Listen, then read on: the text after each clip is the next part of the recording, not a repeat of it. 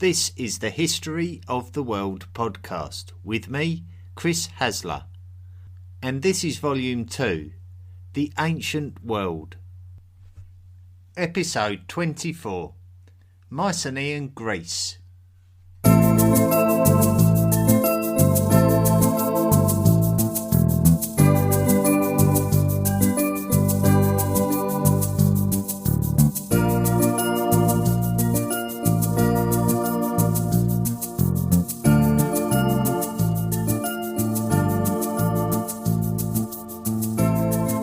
The temptation might be to try to follow on from last week's episode regarding the Minoan culture of the island of Crete. Certainly, it seems that the Minoan culture was very influential in the maturing of the Mycenaean culture, and ultimately it would be the Mycenaean culture who would exert power and authority where the Minoans had done.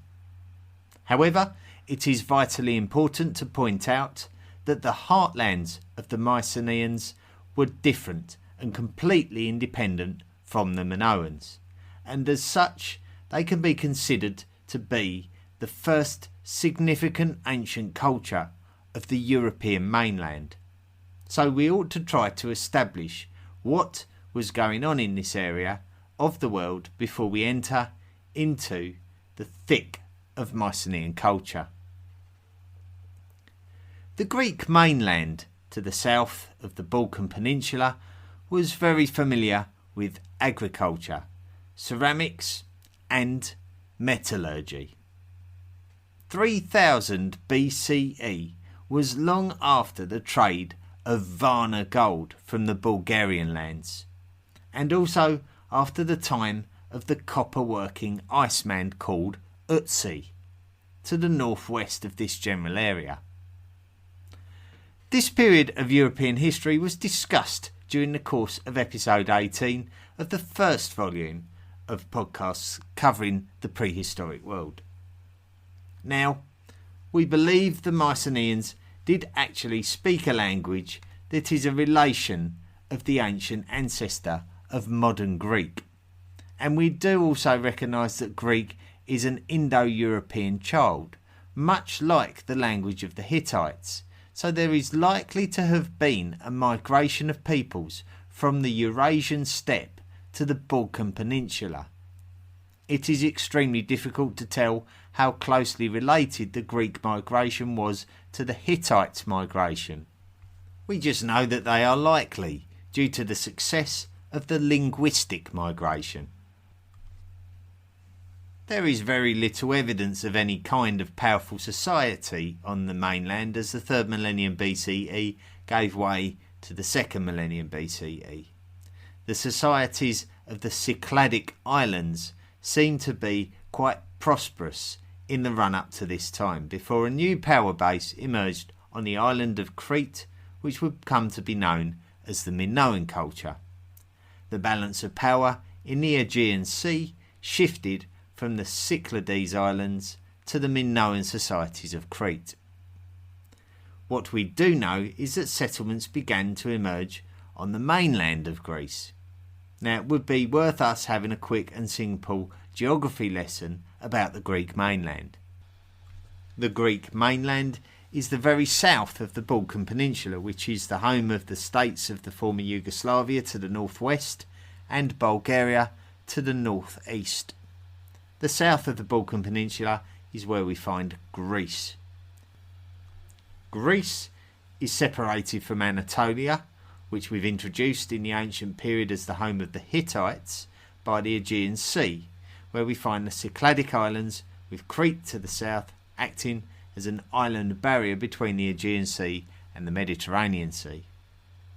The very south of Greece is almost cut off from the Balkan Peninsula and is only accessible via a very narrow natural land bridge, less than 4 miles wide.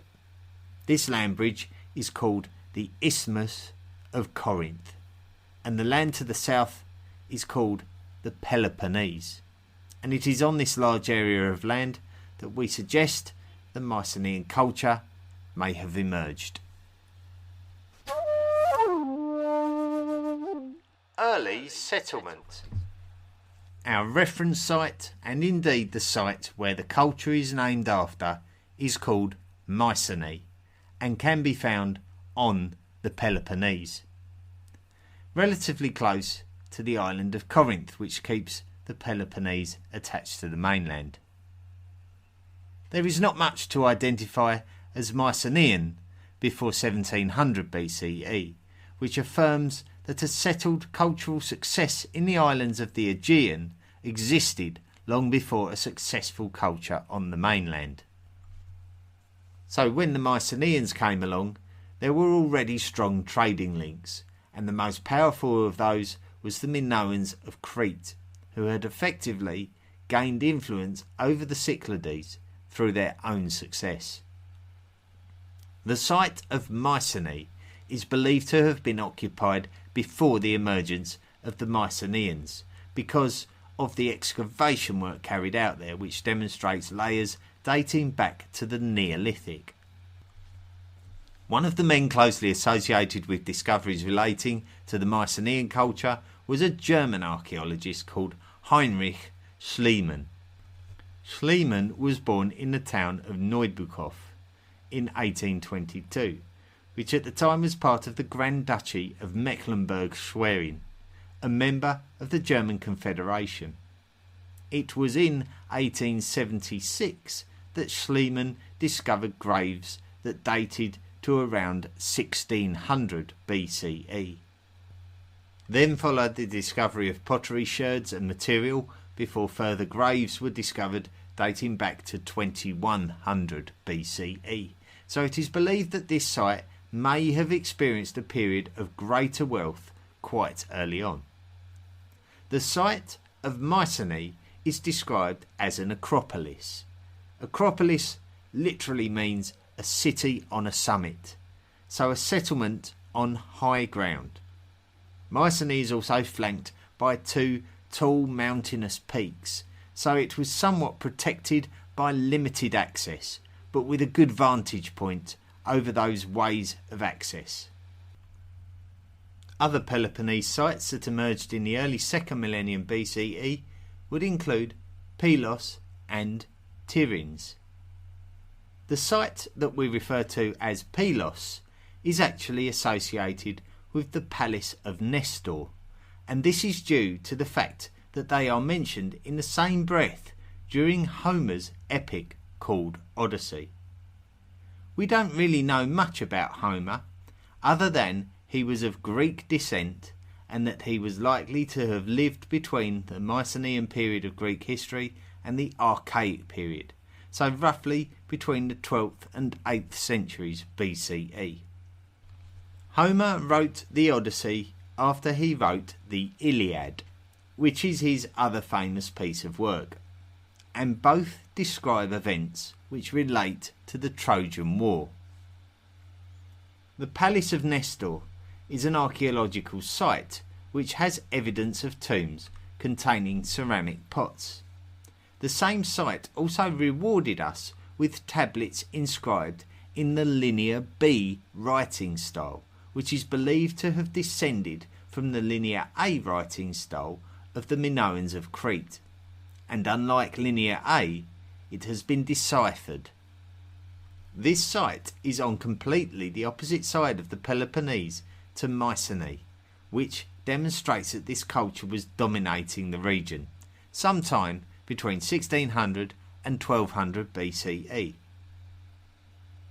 The other site that was mentioned earlier was Tiryns. Tiryns was itself a citadel, not too far from the modern city of Nafplion, which sits on the Peloponnese coast looking out over the Aegean Sea in the direction of Crete. Tiryns may well have been the means for the Mycenaeans to have traded via the sea routes, as the major centre of Mycenae was only 10 miles north of Tiryns. Tiryns had been suggested as the birthplace of our old friend Heracles, son of the Greek god of the sky, Zeus. The first physical observations that we can make of these sites is the fact that they all have good access to the sea, and they were also well fortified. You wouldn't fortify your settlements unless you felt threatened. The Minoans of Crete did not appear to fortify their palaces, so this is very interesting. Why would the Mycenaeans feel under threat and the Minoans not? We will come back to this. Graves and tombs. The burial culture of the Mycenaeans is a hot topic for those trying to study the development and the influences on Mycenaean culture. Originally, it does appear that they practiced important burials in cist graves, which are simple rectangular stone boxes constructed in the ground. However, there was a significant change in the Mycenaean methods of final disposition. If we go back to the archaeological site of Mycenae, we can identify a small graveyard where 19 bodies are believed to have been laid to rest. They were buried in 6 large graves, not unlike cist graves, but considerably bigger, and we call these shaft graves to identify the difference. The fact that many valuable grave goods were discovered in the shaft graves suggests that those individuals who were buried here must have been of a high level of importance. All of these shafts are surrounded by a circular wall, and it is believed that when it was constructed, it was outside of the main settlement, which is likely to have been considerably smaller. The grave goods of these particular shafts are very interesting. Firstly, we see weaponry, which points towards a culture of warriors. We don't see too much like this on Minoan Crete, so this appears to be a cultural difference and a clue about what kind of pressures the Mycenaeans faced. However, it is important to point out that these grave goods weapons were also clearly ceremonial in some instances, highly decorated and not sensible for use as real weapons. The ceremonial weapons were buried with deceased males, while you would expect to see more jewellery with the females. Although females dressed in jewellery was an aspect of Minoan culture, it may be the case that males and females have more of a distinct role in Mycenaean culture than in the comparatively egalitarian Minoan society. However, some of the other grave goods from this site give us some different indications. Ceremonial drinking vessels such as cups and rhytons. Now, rhytons are actually conical vessels which are used to contain or funnel fluids and were likely to be ceremonially used, and rhytons were very popular with the Minoans. Not only this, but ornamental bull's heads and labrises were found, and these are both believed to be sacred symbols of the Minoans. A labris is a double-headed axe. So it would make sense, and it appears evidentially, that although the Mycenaean and Minoan cultures were distinct and from different heartlands, that there is a cultural connection. It may be that the powerful Minoans had strong trade relationships with the Mycenaean peoples and possibly even had a degree of political influence over them. Possibly the most famous discovery from this, what we call Grave Circle A, was made by Heinrich Schliemann, whom we mentioned earlier in the podcast. It has been called the Mask of Agamemnon, and it is a gold funeral mask found placed over the face of one of the bodies. The mask surely won't have anything to do with Agamemnon though, sadly. Firstly, Agamemnon is a king named in Homer's mythological epic Odyssey, so we don't even know if he existed. Secondly, if the Trojan Wars, which are contemporary to the lifetime of Agamemnon, were believed to have taken place directly before the late Bronze Age collapse, then we believe the actual mask is dated from 300 years before Agamemnon's lifetime. Finally, we know that Heinrich Schliemann obsessed over the epics of Homer, so the discovery of a gold mask at Mycenae in Schliemann's mind must have related to one of the characters of Homer's epics. A second grave circle at Mycenae, called Grave Circle B, appears to be larger than Grave Circle A, and appears to have been in use over a number of generations dating from the 17th to the 16th centuries BCE. It seems that imported goods became more popular during this period, and the importance of females increased. Two things which could point towards a Minoan influence. It is possible that political marriages could have been taking place and influencing the values and prosperity of the Mycenaeans. It does seem that Mycenaean tomb construction evolved, and that they started to build chamber tombs which were hewn out of the land by carving out a tunnel which led to a central chamber, and then ultimately these would be replaced by tholos tombs which resembled the chamber tombs, but this time they were actually built on the land. They were very elaborate and built with architectural intelligence. A nice symmetrical dome-shaped tholos with a passage leading to a doorway to the outside world. Trade and expansion.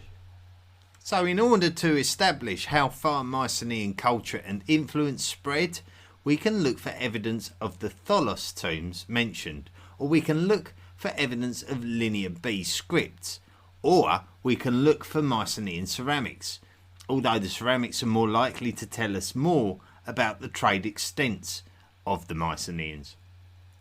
Mycenaean pottery has been found all over the place. It was beautifully created and decorated colourfully with stylish shapes and handles, and would have also been used for the presentation of goods such as perfumed oils, which would have been contained within. So they would have been pleasurable objects to own, and possibly the envy of your peers should you own one. These pots had been recovered on the Italian peninsula and the islands of Sicily and Malta. They have also been discovered along the west-facing coast of Anatolia, as well as Cyprus, the Levantine coast and Egypt. Imports included gold and amber from the north, copper and tin from the west, lapis lazuli and glass from the east, and amethyst and ivory from the south. The Mycenaeans were very much in the thick of the Mediterranean and Near East trade network, and they would have discovered much of the trade links thanks to the success of the Minoans who they had come into close contact with. However, the presence of fortifications around Mycenaean settlements could have pointed towards a fear of attack, possibly even from the outwardly mobile Minoans themselves. The lack of significant fortifications around Minoan settlements in comparison to the Mycenaeans demonstrates that the Minoans were the dominant culture of the Aegean surroundings. However, the dynamics of this relationship would change at some point around the year 1500 BCE. If we go back to last week's episode, we discussed the volcanic eruption of Thera sometime around or after the year 1600 BCE. Exactly what the impact of this catastrophic event was is a little unclear, but certainly the Minoans would have been the primary candidate to have felt the effects. The Minoan settlement on the island of Thera was completely destroyed. Tsunamis are likely to have hit the north coast of Crete, and although the palace site of Knossos is relatively inland, should they have had a naval fleet on that coast, it would have certainly have been destroyed. One thing that does seem to have happened in the aftermath of the eruption is that the Mycenaeans identified an opportunity to take advantage of the weakened state of the Minoans. Now, there is very little in the written record to indicate the sequence of events, so we have to take those good old-fashioned wild guesses based on the evidence that we do have, and if we're bold enough as individuals, we stick our necks out and have an educated guess. The Minoans would have undoubtedly have felt some notable impact from the volcanic eruption, and it does seem that the speculated dates of things point suspiciously towards the eruption being something that tipped the balance of power towards the already strengthening Mycenaeans. If the Minoans were exhausting all of their energies in recovering their losses, especially if they lost a lot of the naval resources which they would have relied upon to uphold their considerable trade network, then it would make sense that the Mycenaeans were best positioned to step in. So it therefore appears that the Mycenaeans took control of the Minoan palace sites, and it may have been done aggressively. The Minoans seem to be helpless to resist the Mycenaeans. Some of the sites, such as Malia and Zakros, were destroyed by fire, although we can only assume that this was the work of the Mycenaeans. The Mycenaeans did choose to keep and occupy the Palace of Knossos, however. It may have been after this that the Mycenaeans created their own fortified palace city sites on mainland Greece, using the Minoan palace sites as a template. Unfortunately, after the terrorism and subjugation of Crete, it does appear that the amazing artistic flair of Greece and the Aegean was dampened down. Greek lands after 1400 BCE became more practical, and there was no longer the time to spend on high quality artisanry. We can determine from the deciphered Linear B tablets that the Mycenaean societies would have been typically ruled by a wanax. Military leaders and lesser lords would have served under the wanax. The nature of society had changed, and prosperity and imperial ambitions would become paramount to the Mycenaeans. The best artisans of Minoan society were now the property of the Mycenaeans. Not only would the Mycenaeans gain control of Crete, but they would also take control of any Minoan outposts that existed on the Aegean islands, including the Cyclades and the Dodecanese. They would also take control of various outposts on the western coast of Anatolia, whether by raid or by trade. The lands of western Anatolia are extremely intriguing. Between 1450 and 1200 BCE, it is a hotbed of mystery as historians try to decode the evidence available to finalise a sequence of events. As we have already discovered back in episode 5, the Hittites were the powerhouse of Anatolia, so any activity on the western coastlines would have captured their attention. We mentioned during that episode that Hittite scripts revealed societies related to that geographical region situated to the west of Hittite heartlands.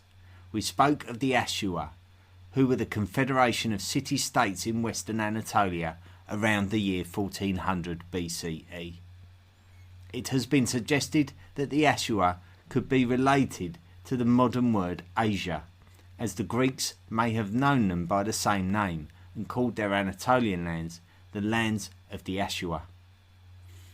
The Hittites claim to have conquered these peoples before acknowledging the emergence of a peoples called the Arzawa, mentioned in both Hittite texts and Amarna texts of the New Kingdom of Egypt, so this would have been around 1350 BCE. However, after this the Hittites began to mention a people called the Ahiyawa, and it is not out of the question that the Ahiyawa are the Mycenaeans. The Arzawa appeared to be physically and politically sandwiched between the Hittites and the Ahiyawa, so everything points towards this being a real possibility. A very important city that seems to be a central one to this story is the city that the Hittites called Milawanda, and what we believe must have referred to Miletus, which sits near the mouth of the Meander River on the western coast of Anatolia and of course modern day Turkey. Miletus demonstrates Mycenaean occupation through archaeological evidence. Hittite documents state that the Ahiyawa were in control of Milawanda, which could be interpreted to mean that the Mycenaeans were in control of Miletus. The Hittites claim that the Ahiyawa assisted the Arzawa against the Hittites. An archaeological layer of destruction at Miletus might represent a Hittite repercussion for the Mycenaeans there. A lot of ifs, buts and maybes, but impossible to disregard as a theory. We are confident that Mycenaeans settled the western Anatolian coast thanks to archaeological evidence. We don't need to rely on the Hittite texts to confirm this. Archaeological finds can also confirm that the Greeks expanded out of their Peloponnesian lands on mainland Greece too. We can see archaeological evidence of Mycenaean occupation in what would become the highly influential classical Greek city of Sparta, which is on the Peloponnese. However, we can also see Mycenaean remains at Chalcis, on the large island of Euboea, and at what would become Thebes, not to be confused with the Thebes in Egypt, of course. The Greek city of Thebes is in the mainland region of Boeotia. I will of course publish a map. So it would also make sense that the Mycenaeans occupied what would become Athens, and interestingly the modern day site of the Acropolis. Anyone that knows Athens will know of the Acropolis. It is the ancient citadel where the Athenians built the Parthenon around 1,000 years after the time period that we are exploring here. However, the Mycenaeans also used this Acropolis too, and they would have built a palace there because the Mycenaeans had taken the skill of palace construction from those expert Minoans who had built such impressive palaces on Crete. Many of the Mycenaean palaces would have centred around a megaron, which was a great hall where the Wanax, or king, would sit on his throne. One typical example of this would be at Dimini, which is further north on the mainland in the modern region of Thessaly. Considerable amounts of Mycenaean artefacts such as ceramics and jewellery are associated with the Egyptian royal family throughout the 14th century BCE, even through the Amarna period. So the Mycenaean culture was at its greatest extent. What could possibly go wrong?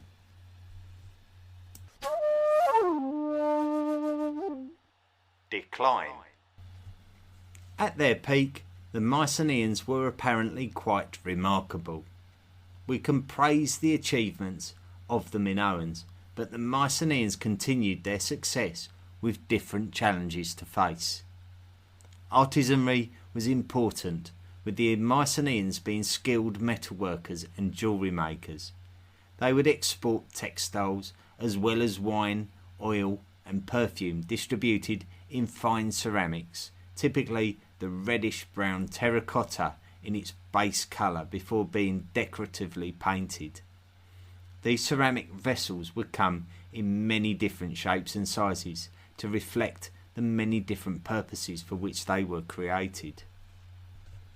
Their architecture was considerable, with historians believing it to be a continuation of the skills of the Minoans, with their palaces and cobbled streets.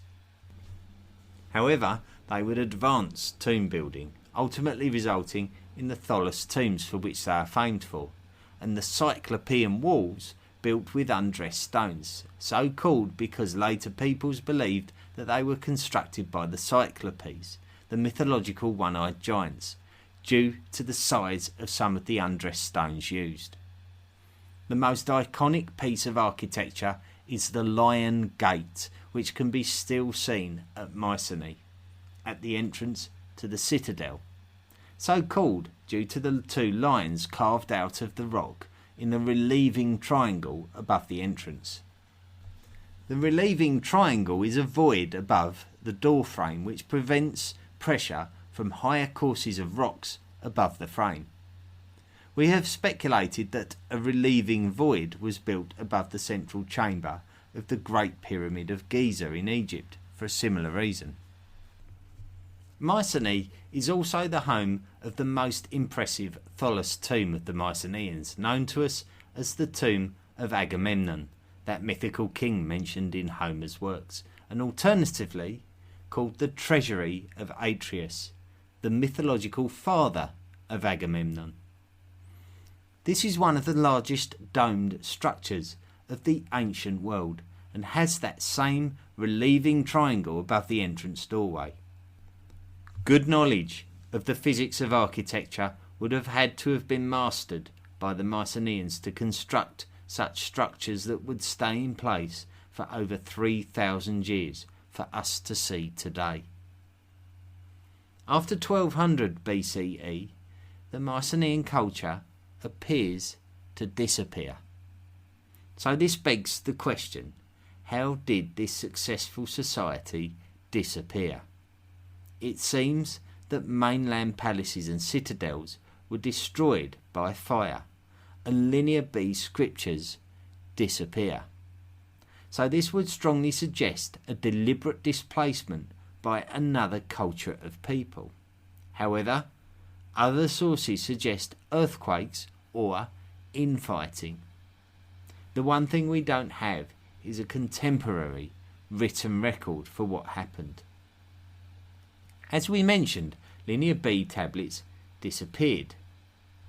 With many of the activities of the Anatolian west coast being recorded by the Hittites, we could look to their scriptures for clues.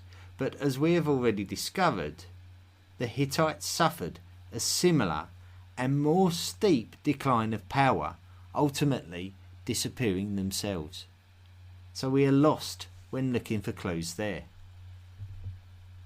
Scriptures discovered at Pylos, which we mentioned earlier as the settlement to the west of the Peloponnese, suggest that there were foreign invaders looking to attack the settlement at Pylos. There is a suggestion that they are coming from the north and that they were coming from the sea.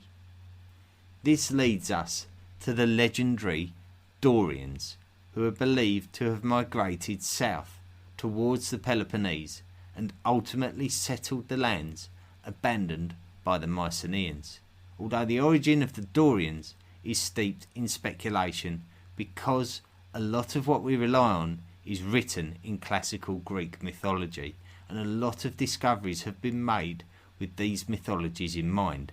So the disappearance of the Mycenaeans from their Peloponnesian heartlands in around 1100 BCE suggests displacement by the Dorian Greeks. If this is true, then the Dorians did not leave us any writings of their own for us to confirm this event.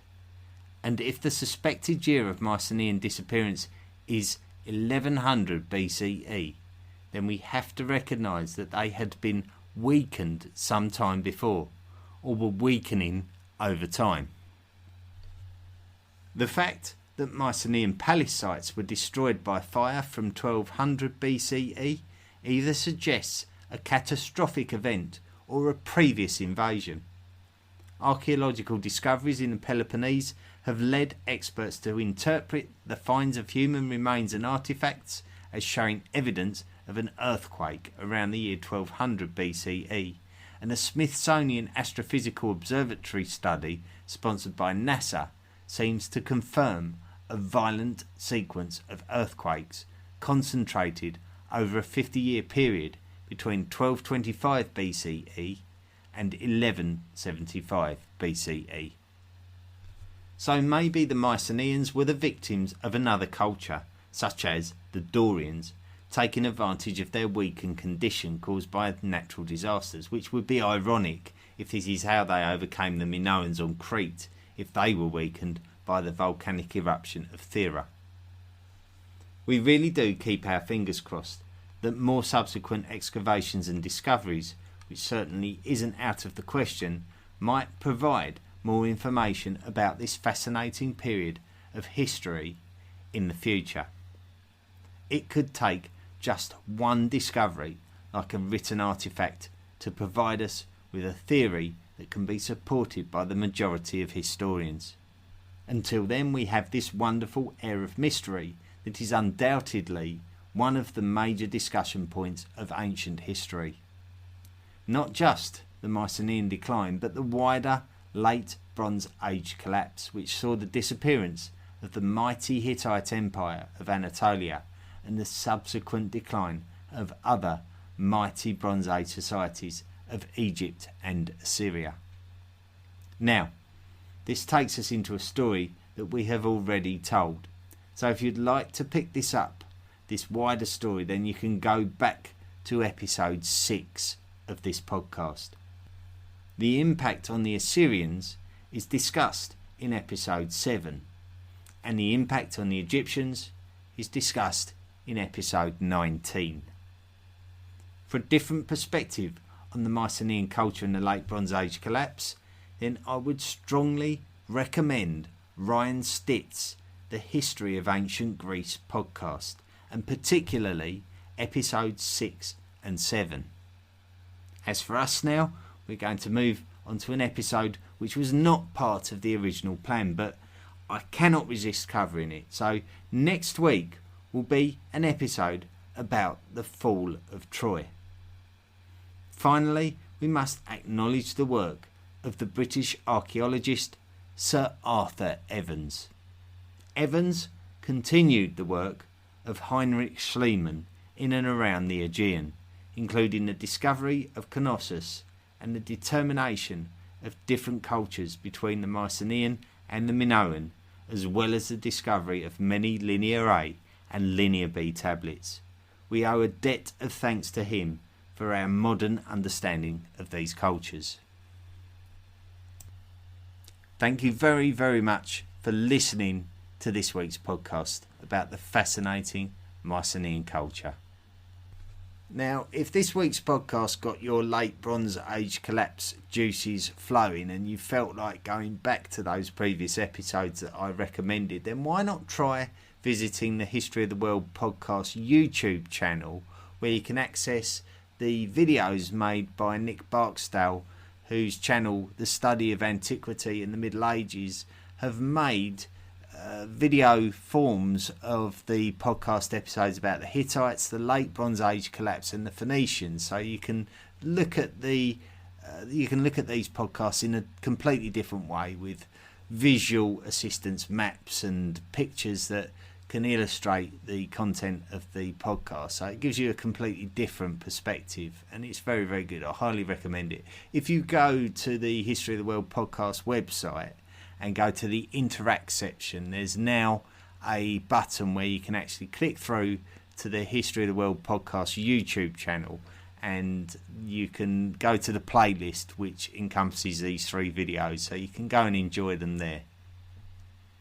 Now, if you do go and watch those videos, don't forget to write a complimentary comment underneath them, if for no other reason than to thank Nick Barksdale for his work and just to show him that you appreciate what he's done for this podcast. Now, as ever, as we say, don't forget that this podcast, it's not something that doesn't cost me any money to create. In fact, it does cost a bit of money for me to create, and it does help when you offer contributions. So you can visit the Patreon page. If you click on the Support Us link on the History of the World podcast website, then you can then make a monthly donation. It doesn't matter if it's a small donation, it's all quite anonymous, so no one knows how much you're donating. If you go on there, you can donate as little as $1 a month. Some Patreons do, and when you add it all together, it becomes something of significant value. So even if you donate $1 a month, you're contributing towards the upkeep of the podcast, which is a great thing, and you won't miss that $1 a month. So it's worth doing if you do value and enjoy the podcast. if you're not in a position to make any kind of financial contribution, then you can also rate and review the podcast on the chosen platform on which you listen to this podcast. And that's equally important, because what that does, that pushes us up in the ratings, so that when people search for such podcasts on popular history, then this is more likely to feature in their search.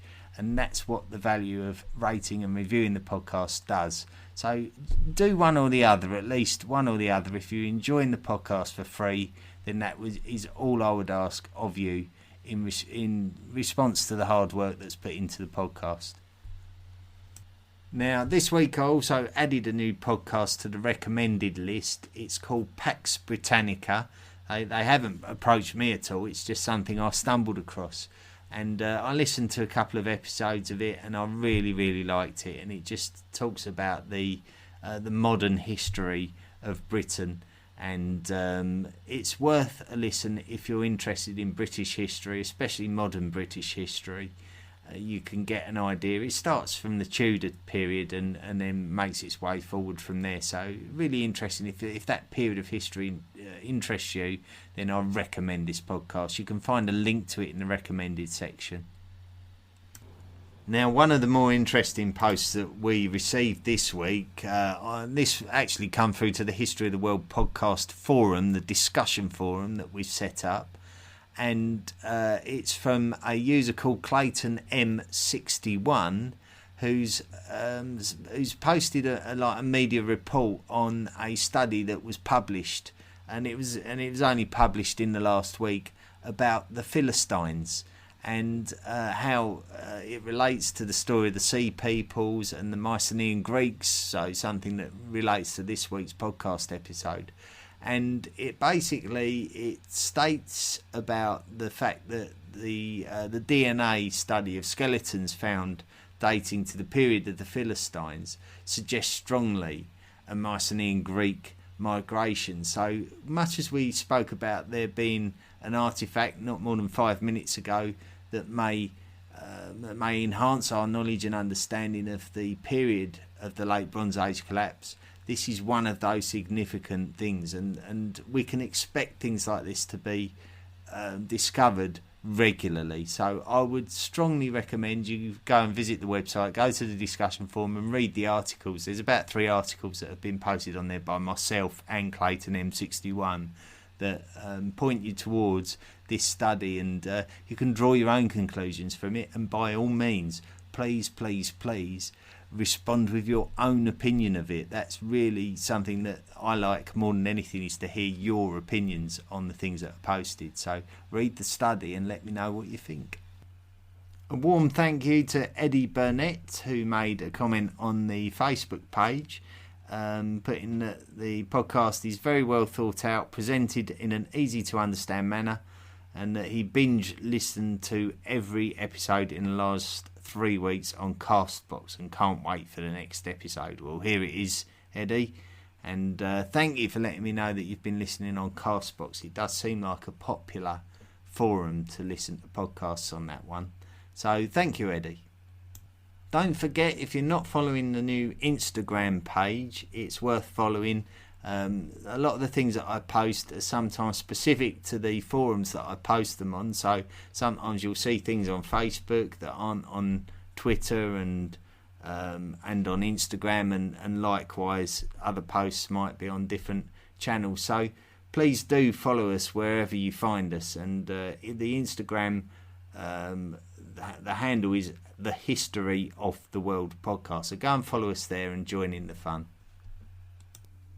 I just want to quickly take the time to acknowledge something I was sent on Twitter. Also, another piece of latest news in terms of archaeological excavations, and it's about the lost palace of the once mighty Mitanni Empire, which has been unearthed in Kurdish Iraq, and that's northern Mesopotamia. And what I've done, I've retweeted the tweet that was sent to me from Joel McKinnon regarding this fascinating article and this fascinating site. So if you want to discover more about that, then visit the Twitter page. The Twitter handle is Hot World Podcast, and follow us on Twitter, and you can take advantage of all this latest information that's being shared.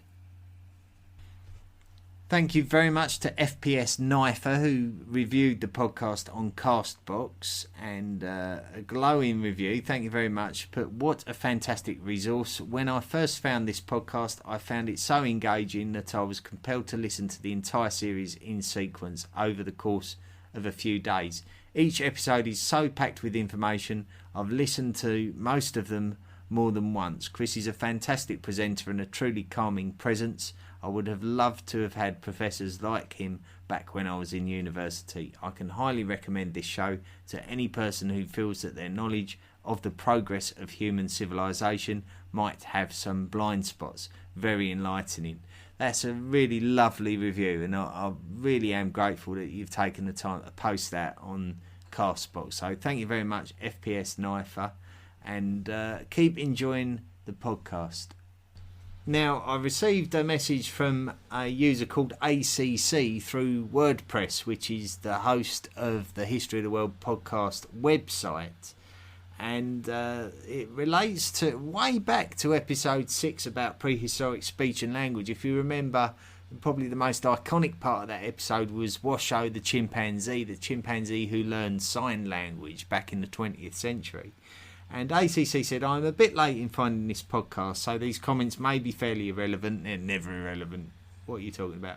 My mind couldn't help but wonder if the 1970s attempts to teach chimpanzees to speak are at all representative of their mental or even verbal capacity. In the days of human language evolution, necessity of better communication as well as a group effort would have been involved, not teaching via memory. Obviously, the chimpanzee had its basic and social needs met regardless of utterance of words. Perhaps under evolutionary pressures of success/failure, the animal would have learned more. Perhaps if the group was attempting to achieve better communication, the animal would have been able to become more creative with it or utilise the one or two individuals more gifted in this area. Perhaps if this was a generational attempt, successive chimpanzees would have been more successful. I'm aware that the study in itself is controversial for many reasons, but I was just allowing thoughts to wander about timelines and evolutionary process and intelligence capabilities.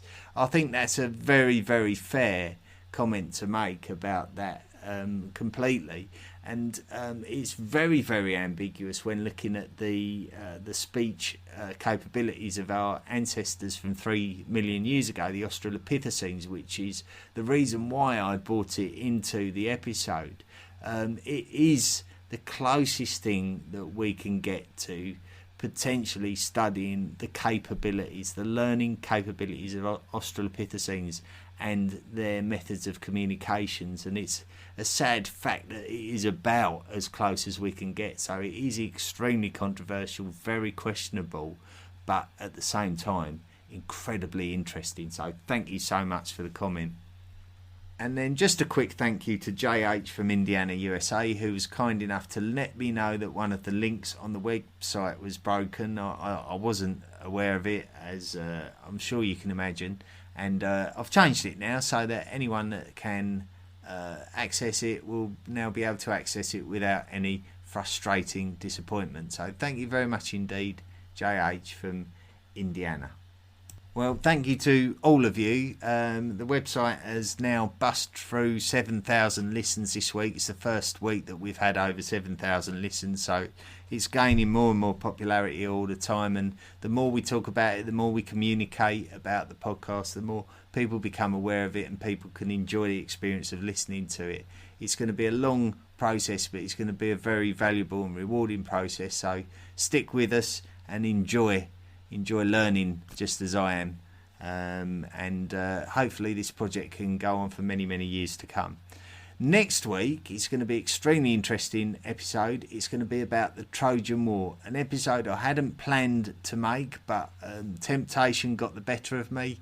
I think it's going to be a very interesting episode, so I'm going to jump on my magic carpet, travel to where we believe that Troy may have existed, and find out whether all this stuff about wooden horses was actually true. So join us next week Thank you very much for listening, and have a fantastic week, everybody.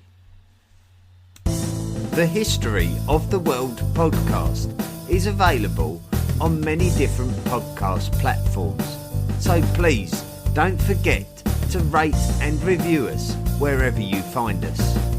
Visit our website at historyoftheworldpodcast.com and email us at historyoftheworldpodcast@mail.com. Support the podcast at Patreon by clicking the Support the Podcast link at our website, and join us on social media at Facebook, Twitter and Tumblr.